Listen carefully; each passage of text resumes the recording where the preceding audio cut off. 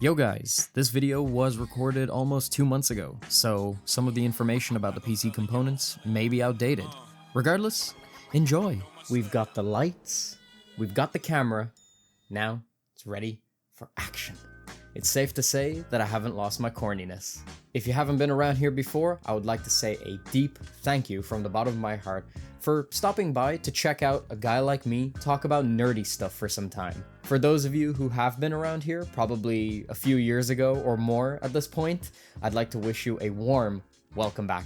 Some things have changed over the last few years, and I would absolutely love to tell you more about that, sort of where I am mentally in regards to my channel and the future of me creating content. However, we're going to stick to the main theme of this video first. I'm completely aware that a lot of people who are going to be checking out this video are not people who necessarily care about the nerdy stuff in this video, the PC building, and are probably people like my friends and close connections who just want to check out what I do. So if you are interested in just simply what I have to say in regards to reflecting on my channel and what I create here, skip to this timestamp and you will have saved yourself a whole lot of time. So let's get into it, shall we? Today we're going to be doing a PC build video. In fact, it is my first ever PC build. You know, it was about time that I upgraded from my current system, which is what I'm still using to record this video, to something new, sleek, and cutting edge. Yes, I did commit one of the larger sins in the PC building community, and that is that I didn't build my PC. It was in fact a pre-built. The truth is, it's not really that big of a deal as I sort of expand on why I chose to do that. A lot of people who have built PCs before will know that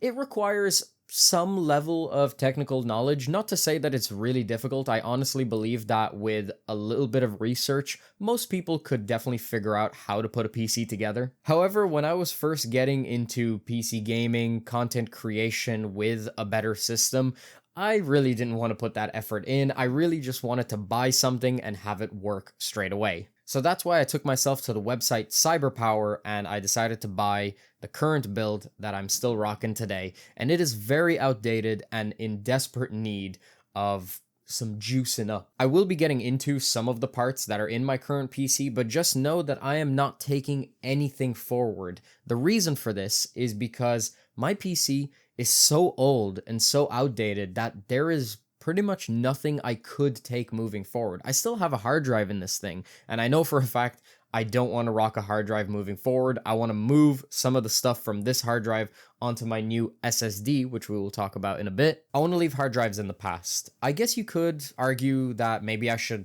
continue to take my case forward. However, I wanted something with a few more features to it. It was impossible for me to take my processor forward. It was impossible for me to take my RAM forward. I was rather surprised about that. There was a lot to learn during this process of me planning this PC build. I've been thinking about it for the better part of a year, and then once I started to notice that like my recording equipment and just generally recording content, because even though I haven't been uploading, I've still been like recording clips when I'm like playing games and stuff, noticing my PC start to sort of slow down and really struggle with very basic tasks kind of opened my eyes up to the fact that it's time to move on. Anyway, let's not waste any more time. Let's get into the meat and potatoes of this video. We're gonna do the build. However, before I do that, I want to just do a quick, brief rundown of the parts and why I selected them. First things first, I'm gonna talk a little bit about my processor. I have a lot to say in regards to this. I have kind of an interesting story. I think you'll be rather surprised with what I went with. In regards to what I need my processor for, obviously I'm a content creator and I like to play video games, but one specific thing that really stood out to me is the capabilities of a good processor to emulate video games really well. There's a whole ton of emulators out there for PS2 games, Xbox 360 games, and the recent RPCS3, well, I say recent, it's been in development for quite some time, but it's recently got really, really good, and a lot more games are becoming really playable. And I do feel a lot of nostalgia for those old video games, so I wanted a good processor to be able to take advantage of that technology. So there were a few things that I wanted from this processor. First things first, I wanted the X3D processors. I really wanted that 3D V-Cache technology because I know that that's really good for gaming. So you might think that I would go with like, I don't know, a 5800 X3D to save on some money, but I really didn't want to go with that processor. Reason being, it's on the old AM4 platform. And one piece of advice that I've heard from a lot of PC builders on YouTube is that if you are building a brand new system, you really shouldn't go with AM4. It's not really the best in terms of upgradability down the road, and I definitely didn't want to back myself into a corner knowing that my old PC kind of had that issue. There were so many things that were so outdated on my old PC that I couldn't upgrade, at least significantly. I definitely wanted to go with a newer platform to ensure that I have that upgradability in the future, so I had to go with AM5, which you might reasonably assume that I went with a 7800X3D, but actually no. The 7800X3D, as you guys might know if you're paying attention to the PC building community, that processor has gone up in price so much in the last few months due to the shortages. There is a massive amount of demand for that CPU, given that AMD's newest line of processors don't really look that appealing for gamers. And yes, the 7800X3D is probably the best CPU for gaming, but it was just a bit out of my budget. I planned a budget for this entire build, and I ended up going over it a little bit anyway. So if I had went with that processor, which right now, given where I live in Ireland, it goes for about 500 or 600 euro, which is just way too expensive. So you might be wondering, well then what did I go with, given that it has to be AM5, it has to have that X3D V-Cache technology? What other possibilities are there? Well, ladies and gentlemen, I have major bragging rights, because I managed to get my hands on a 7600 X3D. This kind of feels like that one part in the Verge PC build video where the guy lifts up the processor that he has and he's like, yeah, we've got one, except for the fact that you could buy that processor at like every major retailer, but this one is definitely not like that. Currently, you can only get this processor from like 2 major retailers in the entire world. If you're in the States, you can buy it from a Micro Center, but what I did, given that I live in Europe, is I actually got this from Mind Factory. Mind Factory is a German retailer that just so happens to sell this processor. However, there was a bit of an issue. They don't ship their products outside of Germany. So how did I get my hands on this? I simply used a mailing service. I used Mailbox DE. I had to pay an extra, I think it was between 20 and 30 euro on top of this processor's price, which was 300 euro. I simply delivered this processor from Mind Factory to the fake address that I set up with Mailbox DE, and then that service sent the processor over to me. I think that was a rather clever move on my part, all things considered, because this processor, when I was looking up like benchmarks for it on YouTube, is really similar to the 7800X3D. Yes, it has a couple less cores, and I'm pretty sure it's not as good as the 800X3D, but it's still formidable in its own right, and it will still perform really well for what I need it to do. The choice was rather simple. I either went with this for about 320, 330 euro total, or I paid the extra premium to go for a 7800X3D for about 500 to 600 euro when I was already over budget, and I just simply wasn't willing to do that. Yes, there were a couple hiccups on the way of me getting this in my hands, but well worth it. Onto the graphics card that I chose. You might think that to save a little bit of money, I would have went AMD, but no, I went Team Green and I got Nvidia. There are a few reasons why I made this choice, but there was one specifically that was very important to me. So some of the more minor things that I definitely could have sort of done away with and not taken into consideration were ray tracing. Nvidia definitely does ray tracing a lot better, but I was willing to look past that. Another thing that I was willing to look past is their upscaling technology, which is a little bit better than AMD currently. DLSS is a great piece of technology, and AMD's equivalent FSR just isn't as good. They're not on the cutting edge the way Nvidia are with AI. But given that AMD's price to performance is across the board better than Nvidia, I probably could have paid the same price that I paid for this card for an AMD GPU and not have to use that upscaling technology and just run my games at native. However, there was one thing that was really important to me, and that is Nvidia's encoding technology. As a content creator, their NVENC AV1 encoder was really appealing to me, and I really wanted to take advantage of it, so I had to go Team Green for this. Not to say that AMD are really bad in this regard, but I just want to make the best videos that I possibly can, so I needed top tier performance. The biggest downside, I would say, with going with Nvidia is no shocker here, the price. They are quite an expensive and premium brand. So what graphics card did I decide to go with? I decided to go with the best value card that they offer this generation, which is the 4070 Super. In terms of price to performance, as well as having all of those amazing features that Nvidia have to offer this generation, this was the best option. Yes, it was still expensive, but I managed to actually get it under the recommended retail price. Something to mention really quick is that I actually ended up buying all of my PC parts except for the processor because I had to go through Mindfactory and all those shenanigans. I managed to get all of my PC parts during Amazon Prime Day, so I managed to save a little bit of money and still go over budget somehow. But in Europe, this GPU usually goes for, at the cheapest, about 600 euro. A lot of the times, other manufacturers of this GPU and other Nvidia GPUs will mark up the price way further. You think spending 2 grand for a 4090 is expensive? Well, in Europe, it is not unusual to see some models of 4090s going for 3 grand. That's another thing I want to mention really quick. Some people might say that I slightly overspent on this entire build, but consider that I live in Europe.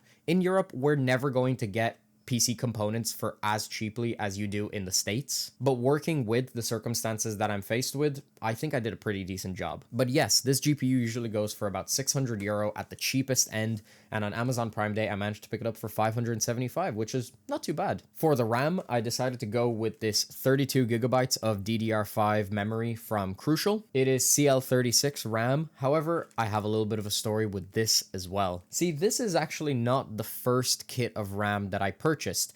I got this a few days ago, but I actually had a different kit of RAM that I intended to put in my system until I noticed one problem. This was not made very obvious in the listing at all. You really had to dig for this information, and I only noticed when I actually got it in my hands and I said, that doesn't seem right. One of the important specs of RAM is its timings. Obviously, there's the speed, which this RAM is 6,000 megatransfers per second, 32 gigabytes, which is plenty for gaming and content creation. But the timings are important too. As I said, this one is 36, but take a guess at the CAS latency of this older RAM that I am actually going to be returning. You might think, okay, it's slower than 36. What is it, like 38, 40, 42? How about 48? Yes, you heard me right. 48 on the CAS latency. Absolutely unacceptable. In fact, I actually did a little bit of research once I looked at the package. Look, you don't believe me? Look, 48. It says it right there. I looked this up because when I saw this, I said, surely that's not right. And I wanted to see if this is going to be a major problem. And when people posted on different forums on, Reddit and man, I really just self-reported myself right there. I was reading some discussions people were having in terms of RAM with these timings, and the general consensus was that a lot of people didn't even know that RAM could possibly get this slow. They had no idea that RAM with CL48 was even created. And pretty much everybody that I saw write about this said, you need to return this. It's literally going to mess up your system in so many different ways, and it is just simply unacceptable. And you might think, well, it must have been really cheap.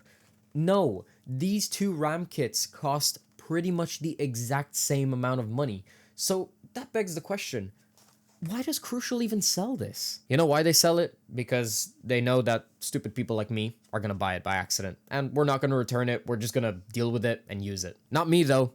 Can't pull a fast one on me. For storage, as I mentioned before, I definitely did not want to go with a hard drive again because we live in 2024. So I ended up going with the 990 Pro from Samsung, 4 terabytes. Why did I go with so much storage? Well, 2 terabytes of that are going to be taken up immediately when I install some video games and transfer over all of my media files that I've created over the years. Another question you might ask is, why did you go with such a high-end SSD? Couldn't you have saved some money by going with something a little lower end? And that is absolutely true. I could have saved myself a tiny bit of money because I actually had a different SSD in mind when I was researching my build. The SSD I originally wanted to go for was actually a P3 Plus 4 terabyte. And even though I was already a little bit over budget, I decided that this was worth it. Why? Because on Amazon Prime Day, this SSD went on a really nice discount. So what was the difference price-wise between this and that SSD?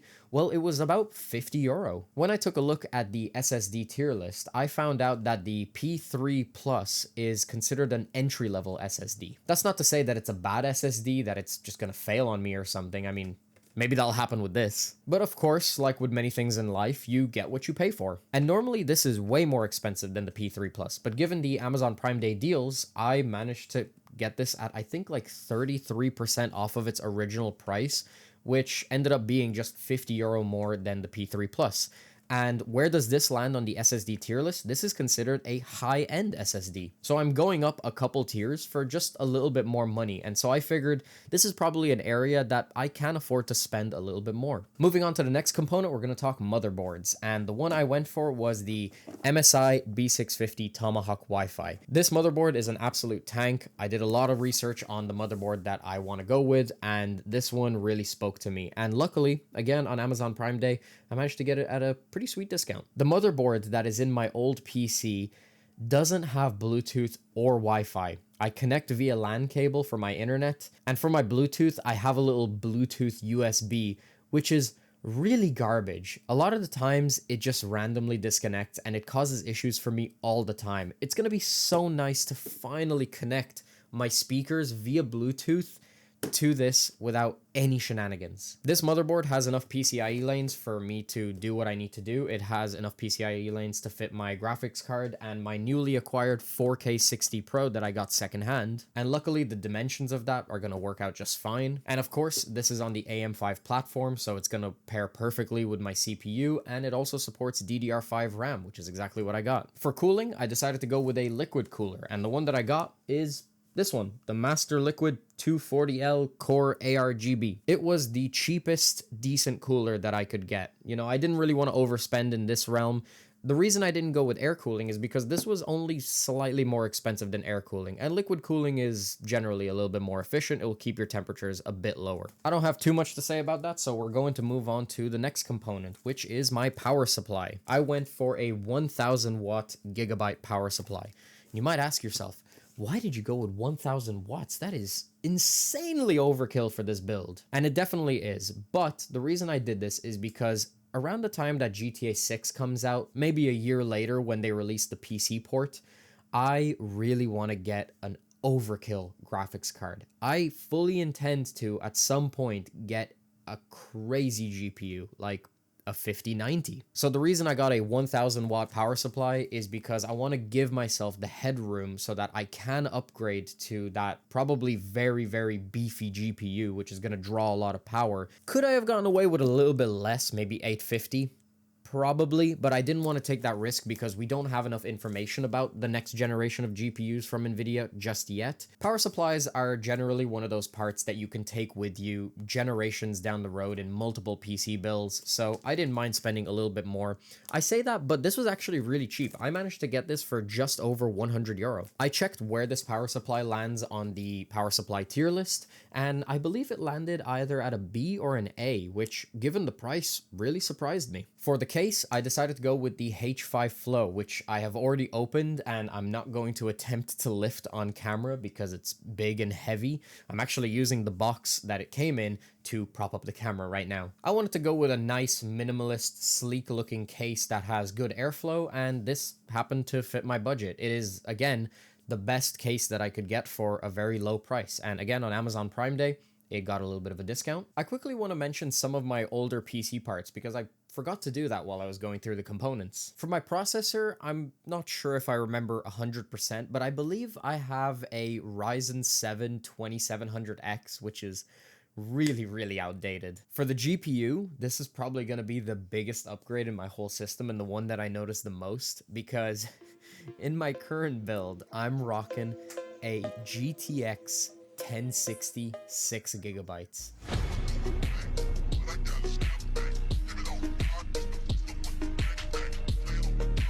Ooh, that thing was struggling to play the newest games, bro. I'm talking 1080p, medium, sometimes low settings to even get close to 60 frames per second. So I'm gonna feel this one big time. Well, anyway, those have been all of the parts, so now I think it's appropriate that we actually get into the build. I'm gonna move this camera over somewhere else so that you can get a better view, and I'm looking forward to sharing this moment with you guys. All right, so here we are at my desk. I've kind of cleared a little spot here for me to work on.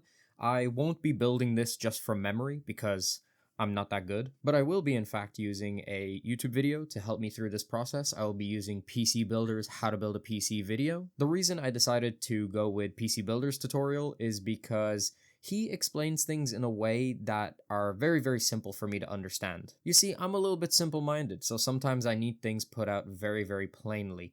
He explains PC components and the way PCs work in a way that you would be explaining it to someone who has no experience with building PCs at all, which is absolutely the case with me. Some extra parts that I figured I would probably need for this build are a simple screwdriver. I managed to get a full set for very cheap, but this will do. I got a little bit of thermal paste. It's always good to have a little bit extra.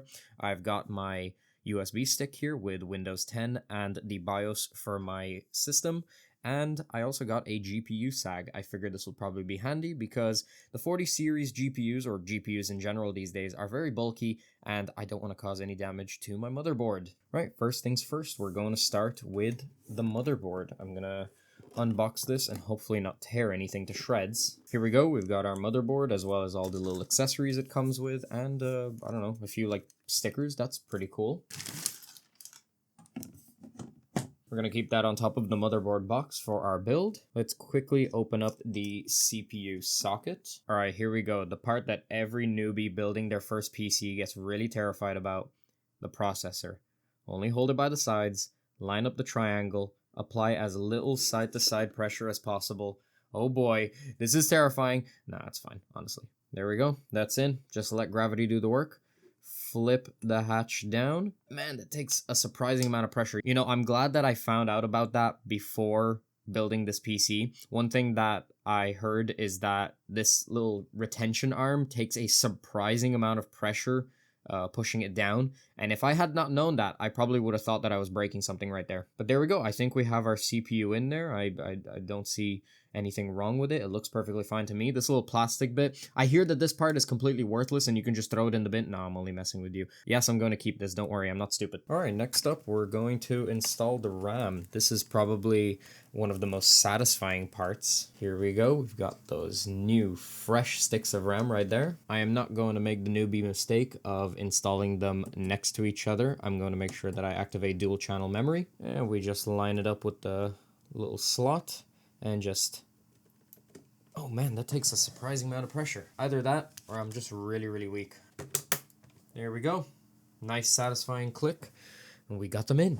I'm gonna be honest, I probably seem like such a wuss to everybody watching right now who has built PCs before because I'm like so scared that I'm gonna break something. I'm like being overly cautious. All right, next up we are going to install our SSD, and I believe that this is a heat spreader right here, so I'm actually going to take that out and make sure I utilize that. All right, we have that now removed. Let's just pop open our SSD. Very small. I expected this to be a little bit bigger. 4 terabytes of storage on this tiny little thing.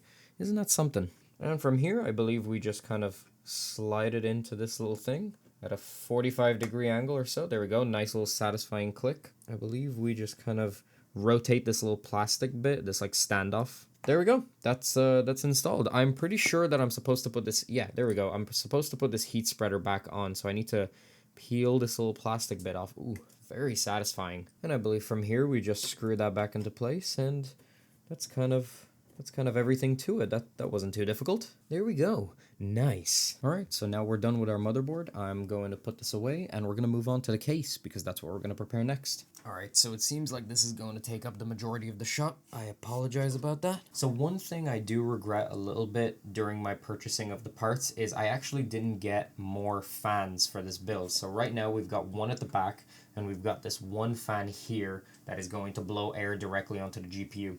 I should have gotten a couple more fans so that I can place them on the front.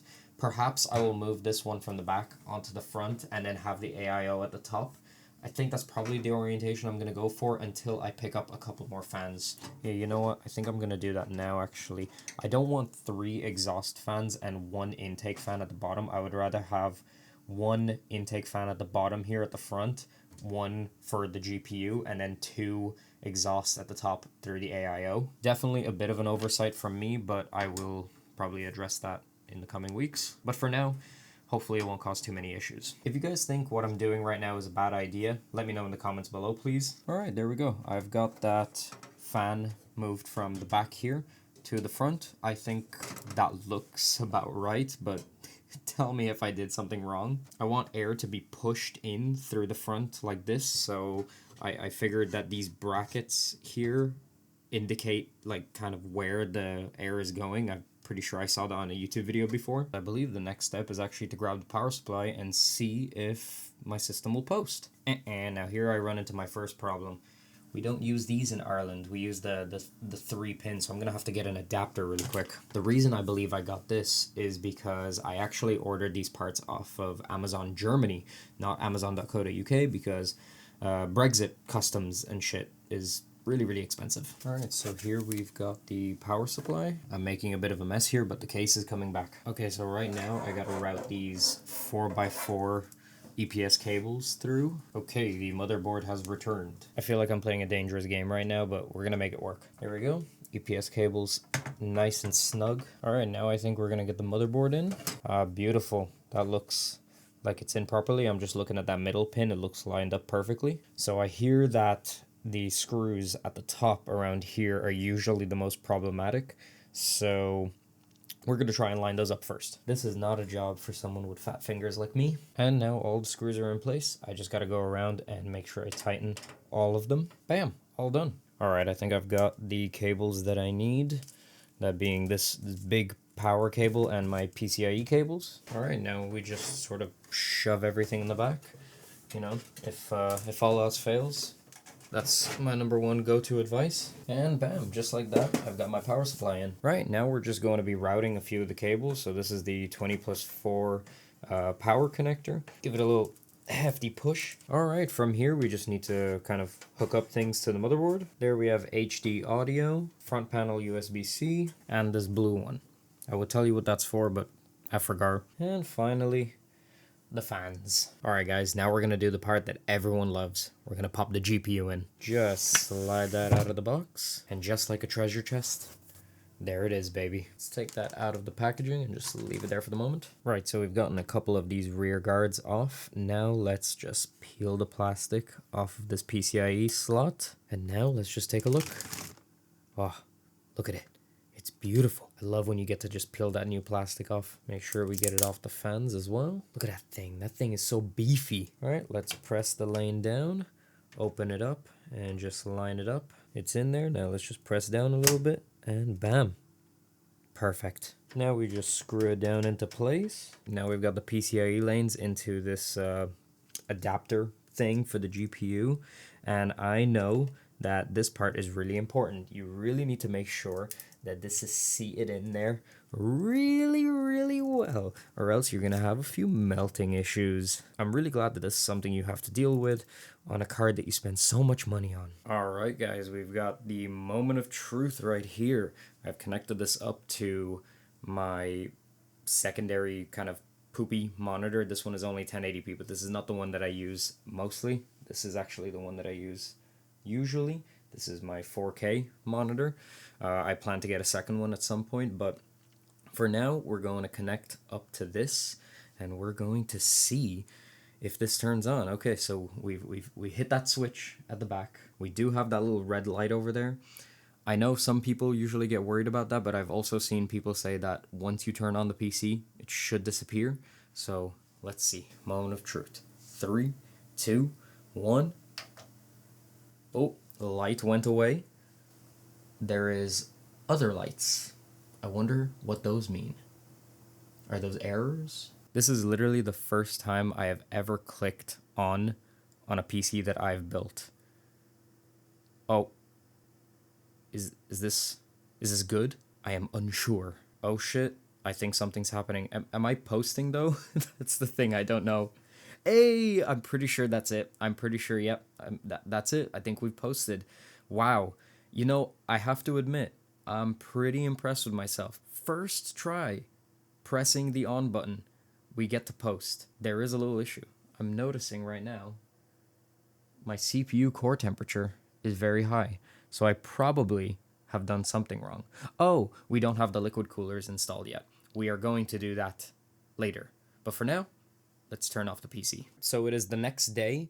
I figured that I would probably just let this sit because it was getting a bit late. I was getting a bit sloppy and things were getting a bit messy. I think that was made pretty obvious by the fact that we managed to get as far as posting, but I completely forgot to even install the liquid cooler. So I figured I would come back to this with a fresh, rested mind, and don't worry, I did not leave this open like this overnight. I wouldn't want to let dust get in. What I think we're going to do now is we're going to apply thermal paste to the CPU and get the cooling block on. I think I'm going to go for an X with 4 dots in between each of the lines. I'm not really going to overthink it too much. I know that too much thermal paste is perfectly fine. Not enough is not. Okay, I'm gonna be real, that doesn't look very nice, but who cares? When it's on there, it's gonna do the same thing. Peel the plastic wrap off. I know that that's a common mistake people make. They forget to take it off. All right, our cooling block is mounted. Now I just need to find a way to route these cables. All right, there we go. I have connected all of the fans. I'm pretty sure I got everything right. I tried to cable manage a little bit, like for example, this little GPU adapter thing I zip tied down because these were separated, the wires, and they just kind of looked ugly. It looks relatively clean in the front. I honestly think I could probably do a little bit of a better job, but the back looks absolutely abysmal right now. I will get onto cable managing the back a little bit. You know, I'm not going to overdo it because nobody really sees the back. But before I do that, now that we actually have the liquid cooler installed, I'm going to try and post one more time and see what happens. All right, so as you can see, we have life. And we go over to the BIOS screen, and as you can see, those CPU core temperatures are looking a lot better this time. Now I'm not terrified that like, oh my god, I have to turn off my PC quick. As you can see, the fans are working nice and beautifully, and I'm pretty happy with this. So I'm going to cable manage a little bit at the back, tidy things up, and I'll get back to you guys in a moment. All right, guys, and there we have it. That is the build. And let's see my brand new PC. So as I said, I cable managed a little bit in the back. Please don't look back there. It doesn't look bad, guys, I promise. I did a great job. It looks amazing. It doesn't look like a bird's nest. In terms of running diagnostics and the post-build sort of setup, I'm gonna do that off camera. But right now, I'm gonna set the camera down how it was at the beginning of this video, and we're gonna have a little chat on my YouTube channel and kind of reflect on the last few years. Alright guys, so that has been the PC build. I decided to leave the glass panel off so you guys get a better view inside and also to get rid of that annoying reflection. You know, I thought that the RGB would look kind of tacky. You know, I'm not generally a huge fan of RGB, but I think it fits really well in this build. Those flashy colors mixed with that black aesthetic are really nice. I did my best with cable management and I think it looks pretty clean. The only thing is I definitely need to buy a couple more fans so that I can pop one at the back here and one at the front. I also made sure to pop in that GPU sag bracket. I almost forgot that. And overall, I'm really happy. It was a great learning experience. While yes, it was definitely challenging, there were a few things that were not written on the manuals. Like for example, when it came to these fans here at the top for the liquid cooler, I didn't know, should I have the cables running towards me for the fans or away from me? Maybe that's common sense for most people that it would go towards the back of the case, but for me, I guess I was just overthinking it. One way or another, we got there in the end. What was the biggest mistake I made in this whole build? I would say it was posting without the liquid cooler installed. I saw those temperatures rise up to close to 100 degrees and I was like, yeah, that doesn't seem right. I'm sure that hasn't like damaged my build in any way, considering that I turned off the PC very shortly afterwards. Once I got everything installed, everything ran smoothly. Now I want to get into the part of the video where I sort of do a little bit of reflecting on me, my channel, the last few years. I don't want to keep you for too long, so I will try and wrap this up in a nice little bow, nice and tidy, quick and concise. It has been a few years that I've posted to this channel, and of course, this is my like comeback video, so to say, but it is going to be short-lived because I don't plan to stick with this channel for the foreseeable future. I intend to do a complete rebrand. I'm not even going to be going with the Demio alias anymore. I want to leave that in the past, and while I am going to be leaving this channel in pretty much the state that it's in, because I do want to preserve history. You know, I started this channel when I was 14 years old, and I do somewhat enjoy seeing my journey and my progression of how I've kind of improved at this. However, I really do feel like I want to mark sort of a new chapter moving forward, because if you guys want my opinion on this YouTube channel and the content that I've posted over the many years, I am actually not too proud of the content that I have posted. Over the last few years, I have had a chance to really think about the videos I've made and the effort that I have put into this channel. One of the things that I sort of feel in regards to my content is I don't really think I posted content that was that great. That's not to say that I never posted a good video. Absolutely not. There are some videos that I would say are pretty high quality because I put the effort into them. But generally speaking, I really feel like I took a sort of quantity over quality approach. It wasn't about how good this particular video is, it's how quickly can I bang them out. And that's not really the route I want to go down. I want to start going in a direction of it doesn't matter how long it takes for me to put out a video, as long as it is the best video that I could possibly make at the time. I also want to change the type of content that I post. I don't want to do gaming videos anymore. I do enjoy gaming. I mean, I built this PC so that I could do a lot of gaming on it, but I just don't really want to stick with that angle. That's not to say that that's a permanent decision. Maybe one day I'll change my mind and I will start a channel specifically for gaming, or maybe even start streaming. So what direction do I want to go in? Well, I have a few passions. One of those passions is music. I like music. I like to keep up with hip-hop culture and just musical culture in general, and I would like to do what I have already experimented with on this channel, and I would like to continue making music reviews. However, I want to do it in a better way. I honestly feel like a lot of the reviews that I made were very sloppily put together. There wasn't a lot of time dedicated to them. And overall, I feel like the presentation could have been a lot better. Like, for example, in this video, I feel like I did make some sort of effort to make the presentation much better. And it's those small things. It's the things that you don't notice until they've gone wrong. Nobody notices when a video is shot excellently, but everybody notices when it's shot really poorly. And so these are the things that I want to start thinking about. You know, I want to take this a bit more seriously. Another thing that I'm passionate about is politics, and so that's another direction that I want to go into. And no, it's not that I want to become a politician or anything like that. I kind of just want to make fun of some people. Some people might say that that's really daring, but I just want to have fun with it, baby. I also want to make it very clear that I'm not planning to make a comeback immediately.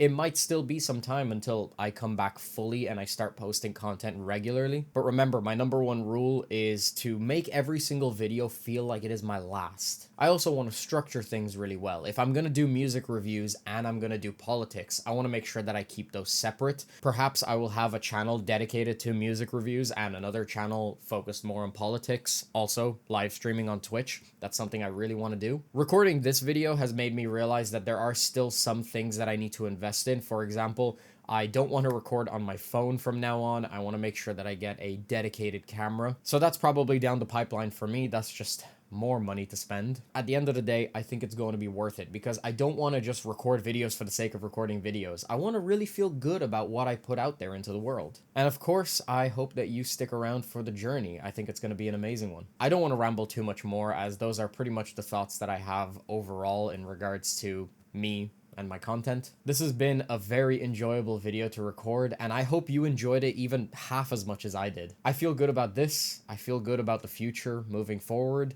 and I would like to thank you so much for watching this video. If you enjoyed this video, if it's made some sort of positive impact on your day, it would be incredibly generous if you could leave a like on it. The algorithm loves that, and another thing is I absolutely want you guys to leave some sort of constructive criticism on my build. This is my first ever PC build. I'm bound to have made some sort of mistakes, and if you have any sort of feedback that you can give me, leave it in the comments below. I'll be sure to implement it off camera. I would say subscribe, but this channel is not really going to go anywhere in the future. However, if you do want to keep up to date with what my next move is, I will be probably posting another video to this channel when I eventually rebrand and make new channels, just so I can move some people over. Thank you once again for watching this video. I hope to see you again on the next one, and for now, that's it.